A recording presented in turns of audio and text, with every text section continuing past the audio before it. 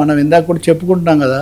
కానీ నంద్యాలలో వైఎస్ రాజశేఖర రెడ్డి విగ్రహాన్ని నిన్న ఎవరో దాని తల తీసుకుపోయారు, జంబులయ్యారు అనుకుంటా అతని పేరు. ఒక అతను కాస్త సరైన ఎదురో లేరు ఆయన నేను మొదట ఆ వార్త చూశాను.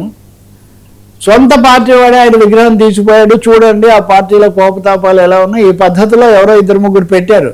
సరే ఎన్ని వందలు వస్తుంటాయి కదా. అలా చూసే లోపల మధ్యాహ్నానికి, సాయంత్రానికి, రాత్రికి ఆ వివాదం స్వరూపం మారిపోయింది. పొద్దునకు వచ్చేసరికి పూర్తిగా మారిపోయింది.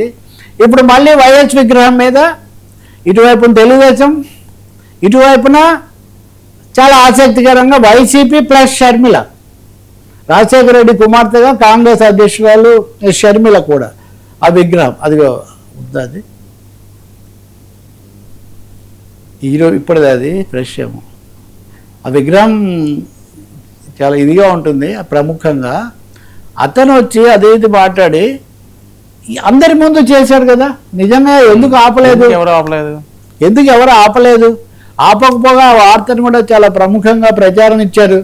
ఆ తర్వాత అది వివాదమై రాజశేఖర రెడ్డి విగ్రహాన్ని చేస్తారా అన్న తర్వాత మా రాజశేఖర రెడ్డి విగ్రహాన్ని కావాలని పడగొట్టారు, లేకపోతే ఇట్లా ధ్వంసం చేశారని విమర్శలు వచ్చాక మాకేం సంబంధం లేదు, ఆయన ఇదివరకు వైఎస్ఆర్ పార్టీతోనే ఉన్నాడు, ఆ జంబులైన మీ వాడే చేశాడు, మీ వాడే చేస్తే మీరే అంటారని. తర్వాత ఆయన భార్యను కూడా తీసుకొని వచ్చి ఆమెతో కూడా ఏదో చెప్పిస్తున్నారు. ఆమె హోంగార్డ్ ఎవరో ఉద్యోగం ఇప్పించారంట ఆమె చెప్తున్నారు. ఇంతలోపల వైసీపీ మాజీ ఎమ్మెల్యే ఆయన కాటసాని రాంభూపాల్ ఆయన వచ్చి మీరు దాన్ని చక్కదిద్ది సరైన చర్యలు తీసుకోకపోతే మళ్ళీ పాత రాంభూపాలను చూస్తారు, అది ఇదని ఆయన హెచ్చరికలు చేస్తున్నారు.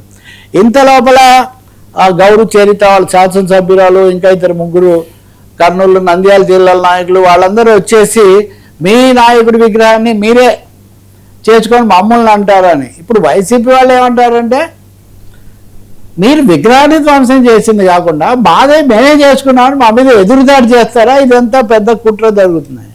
ఈ లోపల షర్మిల దీని మీద పూర్తి విచారణ జరిపి బాధ్యులను శిక్షించకపోతే నేను ఆమరణ నిరాహార దీక్ష చేస్తాను, ఎందుకంటే ఆమె తండ్రి కోణం ఇవన్నీ ఉన్నాయి కదా అని ఆమె చెప్తున్నారు. సో ఇది ఒక చాలా అనూహ్యమైన స్థాయిలో ఒక్కసారిగా ఇది ఉద్రిక్తత, ఒక తీవ్రమైన పరిస్థితి ఏర్పడింది. అతన్ని అయితే పోలీసులు అదుపులోకి తీసుకున్నారు. ఇప్పుడు జరిగినప్పుడు మొదట మీరు చెప్పింది ఒకటి, ఒకవైపునేమో అతనికి మతి స్థితి, అతని కొంచెం మానసిక స్థితి సరిగ్గా లేదు, ఏదో పరిస్థితుల్లో ఇలా చేశాడని పోలీసులు చెప్తున్నారు. మీరు అంత త్వరగా ఆ సర్టిఫికేట్ ఎలా ఇస్తారు? రాజకీయం లేదు, అతను ఎవరి ప్రభావంతో లేడని మీరు ఎలా చెప్తారని వీళ్ళ విమర్శ. ఇక దీని మీద ఒక సంపూర్ణంగా ఏ న్యాయ విచారణ జరిపితే తప్ప దీని పూర్తి నిజాలు బయటకు వచ్చేది లేదు. ఇక ఈ సంస్కృతి మటుకు మంచిది కాదు. మళ్ళీ విగ్రహ విధ్వంసము, ఒకరినొకరు ఏదో చేసుకోవటము, దాని మీద రకరకాలైనటువంటి కథలు. సెంటర్ అది అసలు అలా చూస్తే ఎలా ఊరుకున్నారు, కనీసం ఎవరన్నా ఆపలేదు. అదే ఆశ్చర్యం వేస్తుంది. అదే చేయలేదు.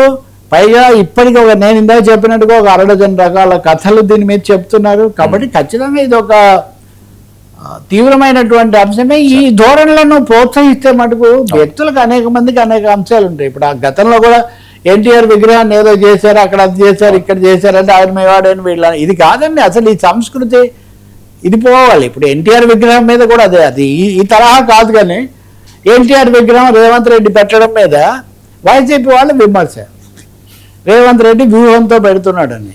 సో నేను ఎక్కడో చూసా, మీరు అసలు ఎన్టీఆర్ పేరుతో జిల్లానే పెట్టారు కదా, మీరు ఎన్టీఆర్ పేరుతో జిల్లా పెడితే లేదు, కానీ రేవంత్ రెడ్డి ఒక విగ్రహం పెడితే దాన్ని మీరెందుకు తప్పు పడుతున్నారు అని ఒకటి. అంటే ఈ విగ్రహాల చుట్టూ వివాదాలు, రాజకీయాలను ఒక్కొక్క దాన్ని కూడా ఎక్కడెక్కడికో తీసిపోవటం, అలాగే పోలీసులు కూడా తగిన ఏమనాల సంయమనము, జాగ్రత్త లేకుండా అటు ఇటు ప్రకటనలు చేయడం వల్ల ఈ సమస్యలు పెరుగుతున్నాయి. ఉద్రిక్తత పెరగకుండా చూసుకోవాలి మనం.